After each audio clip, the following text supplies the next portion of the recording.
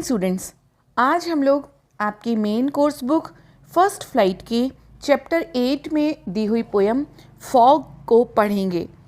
Poem को पढ़ने से पहले हम पोयम के बारे में और पोयम के पोएट के बारे में भी जान लेते हैं। फॉग पोयम के पोएट हैं Karl Sandberg. This poem is about the beauties and mysteries of the natural world. जो ये पोयम है ये इस प्रकृति की सुंदरता और उसके मिस्ट्रीज़ यानी उसके क्या सीक्रेट्स हैं, रहस्य क्या हैं, उसके बारे में ये पोयम डील करती है। यानी इस पोयम में नेचर की ब्यूटी के बारे में बताया गया है। However, due to our busy life, we fail to enjoy the beauties of nature. जो नेचर है, everywhere nature is surrounded by beautiful scenes, rivers, mountains, flowers and everything. लेकिन हम अपनी बिजी लाइफ के कारण, हम अपने व्यस्त जीवन के कारण प्रकृति की इन ब्यूटीफुल ऑब्जेक्ट्स को नहीं देख पाते हैं, उनको महसूस नहीं कर पाते हैं।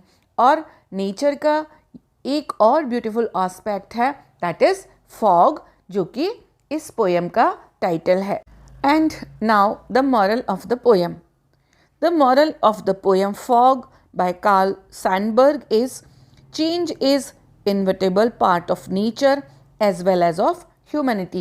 यानी परिवर्तन प्रकृति का नियम है और परिवर्तन मानवता का, इस संसार का भी नियम है। So we should accept the change. And now about the rhyme scheme of the poem. There is no rhyme scheme in the poem. इस पोएम में कोई राइम स्कीम नहीं है, इसलिए ये पोएम फ्री वर्स में लिखी गई है। कैसे? The fog comes on little cat feet. First line में comes, then feet. It says looking, फिर looking over harbor and city, on silent hunches and then moves on. पहली लाइन में comes, then feet, looking, city, hunches on.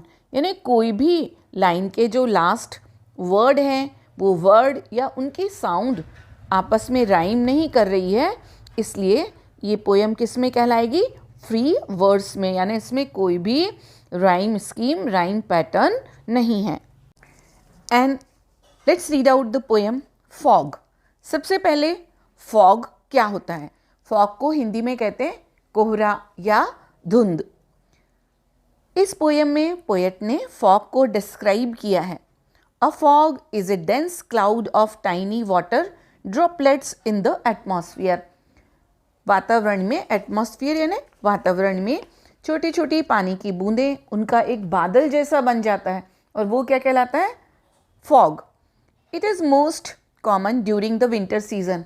और winter season में ही ज़्यादातर हम fog यानी कोहरे को देख पाते हैं। The poet describes the movement of fog towards the city and the harbour in this poem. Poet हैं वो फॉग के मूवमेंट को, कि कैसे फॉग सिटी में और हार्बर, हार्बर किसको कहते हैं? वो प्लेस रिवर या समुद्र के किनारे जहाँ पर कि बोट्स और शिप्स रुकते हैं, उनको रोका जाता है, उसको कहते हैं हार्बर। तो जो वो फॉग है उसका मूवमेंट क्या है, वो किस तरीके से आता है, इसको पोएट ने ब्यूटीफुली डिस्क्राइब किया है इस पोएम फॉग में। The fog comes on little cat feet. A fog comes, यहाँ पर कम्स फॉग आता है, यानी इसको पर्सोनिफाई किया है। Coming like a cat on its feet, जैसे कि कोई बिल्ली आ रही हो। क्यों? क्योंकि जो कैट होता है उसका मूवमेंट कैसा होता है? उसका मूवमेंट होता है नॉइजलेस। जब वो घर में आती है तो चुपके से आती है। उसका मोशन है स्टाइलिली, यानी चुपके से आएगी, बिना आवाज़ किए आएगी, बिल्कुल कामली। किसी को पता नहीं चलता कि कब a cat enters in the house, very slowly, धीमे धीमे। इसलिए पोएट ने फॉग के मूवमेंट को, फॉग के मोशन को, उसके आने को कैट से कंपेयर किया है। कैसे? It is impossible to predict how and when fog will enter the city. जैसे एक कैट अचानक से घर में चुपके से आ जाती है, इसी तरीके से कब शहर में एटमॉस्फेयर में फॉग आ जाएगा, ये इसको प्रिडिक्ट करना, इसकी भविष्यवाणी करना कि कब, हाउ और कैसे फॉग एंटर होगा, ये इम्पॉसिबल है। इसलिए फॉग इज, उसको लिंक किया गया है कैट से, उसके आने को लिंक किया गया है कैट से। That enters our home in an unpredictable manner, कि जिस तरह से एक बिल्ली बिना बताए पता नहीं कहाँ से घर में आ जाती है, हमको उसकी ना आवाज़ आती है ना उसका मोशन से पता चलता है, किसी से नहीं, इसी तरीके से फॉग भी हार्बर में और सिटी में एंटर होता है। It sits looking over harbour and city, और वो चुपचाप आकर लाइक ए कैट वहाँ पर रुक जाता है। द फॉग, पोएट कंटिन्यू करते हैं, sits over the entire city like a cat, आता तो आता ही है और उसके साथ में क्या करता है, पूरे शहर में जैसे कैट आके चुपचाप बैठ जाती है, ऐसे वो फॉग आकर पूरे शहर पर और हार्बर यानी जो सिटी के किनारे, रिवर के किनारे हैं, समुद्र के किनारे जहाँ पर कि शिप और बोट रुकते हैं, वहाँ पर फैल जाता है। Sitting silently by folding her legs behind itself, और हॉन्च का मतलब क्या है, अपने घुटनों को मोड़कर, जैसा कि आप चित्र में भी देख रहे हैं, इस तरीके के पोस्चर में बैठना। तो इस तरह से ये फॉग वहाँ आकर बैठ जाता है। Similarly it appears on silent haunches and then moves on, चुपचाप बैठ जाएगा और उसके बाद मूव्स ऑन, आगे बढ़ जाता है। कैसे? It appears that the fog is silently covering the entire city, ऐसा लगता है कि बिल्कुल बिना किसी आवाज़ के, जब पानी बरसता है तो बादलों की गड़गड़ाहट होती है, जब तूफान आता है तो आवाज़ होती है, लेकिन जब फॉग आता है तो कोई आवाज़ नहीं आती। इट कम्स साइलेंटली, बिल्कुल चुपचाप आता है। कहाँ पर? एंटायर सिटी, जो हमारा एटमॉस्फियर है, जहाँ पर हमें उसको कवर कर लेता है।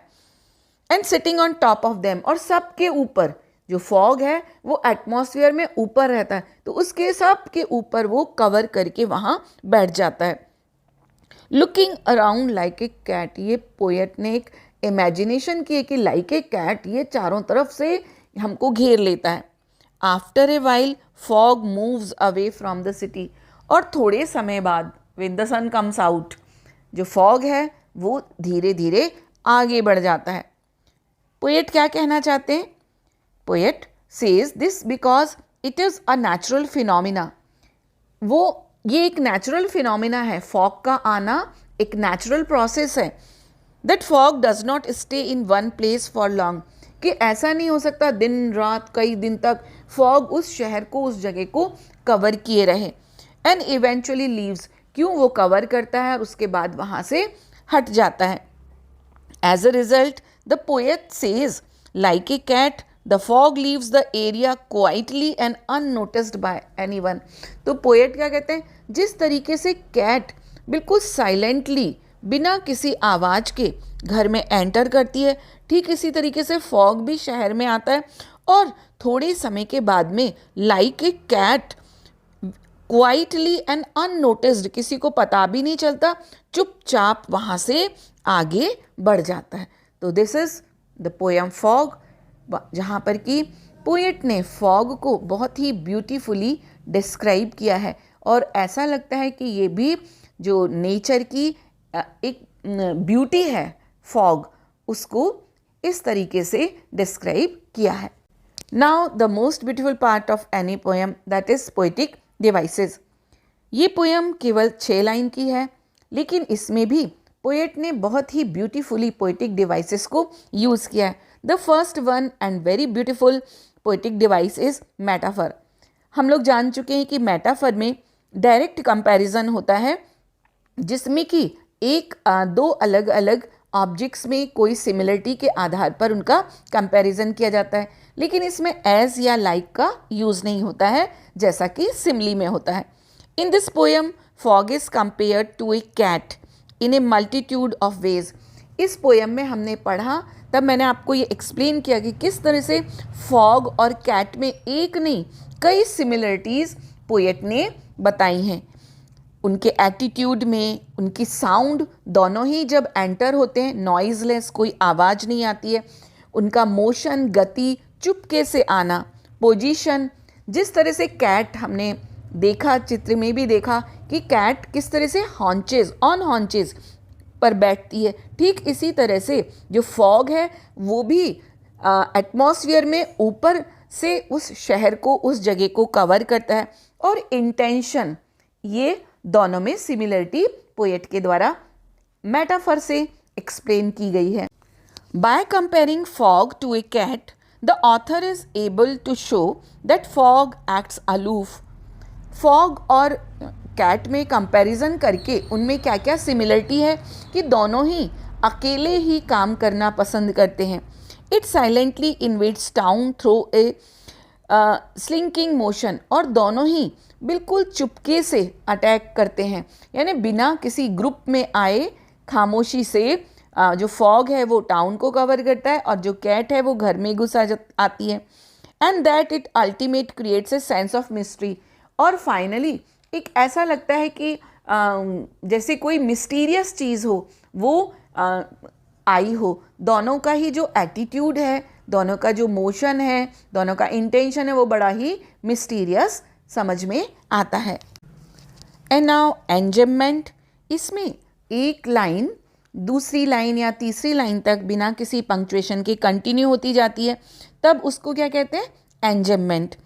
इस पोयम में भी लाइन नंबर 3 देखिए, over it sits looking over harbour and city on silent haunches and then moves on. Continue, जो इट से लाइन कंटिन्यू रहती है मूव्स ऑन तक बिना किसी पंक्चुएशन के, तो इस पोइटिक डिवाइस को क्या कहेंगे? एंजमेंट। एंड पर्सोनिफिकेशन, पर्सोनिफिकेशन है ना मानवीयकरण। जब नॉन लिविंग थिंग्स को, ऑब्जेक्ट्स को या किसी आइडिया को as a human being use किया जाता है, ट्रीट किया जाता है, तो उस पोइटिक डिवाइस को कहते हैं पर्सोनिफिकेशन। यहाँ पर पोएट ने फॉग को पर्सोनिफाई किया है, यानी फॉग को एक इंसान मान लिया है। कैसे? जैसे कि लिखा फॉग, पोएट ने क्या लिखा? फॉग कम्स, फॉग आता है। तो फॉग तो एक नॉन लिविंग ऑब्जेक्ट है, वो कैसे आ सकता है? तो उसके लिए कम्स यूज़ किया। It sits, it again fog के लिए ये बैठता है, जबकि फॉग नॉन लिविंग है, वो कैसे बैठ सकता है? तो यहाँ पर फॉग को एक नॉन लिविंग ऑब्जेक्ट ना मान के पोएट ने एक ह्यूमन बीइंग की तरह इस पोएम में उसका यूज़ किया है फॉग का। तो ये है पर्सोनिफिकेशन। तो स्टूडेंट्स, हम लोगों ने ये बहुत ही छोटी सी लेकिन बहुत ही ब्यूटीफुल पोएम को पढ़ा, उसके मीनिंग को समझा। आप भी इसको बार बार पढ़ें ताकि एग्ज़ाम में बहुत ही आसानी से इस पोएम में से जो भी क्वेश्चंस पूछे जाएं आप उनको बिल्कुल सही सही अटेम्प्ट कर पाएँ। बार बार इस पोएम को पढ़ें और समझें। अगली पोएम को फिर नेक्स्ट टाइम पढ़ेंगे। जय हिंद।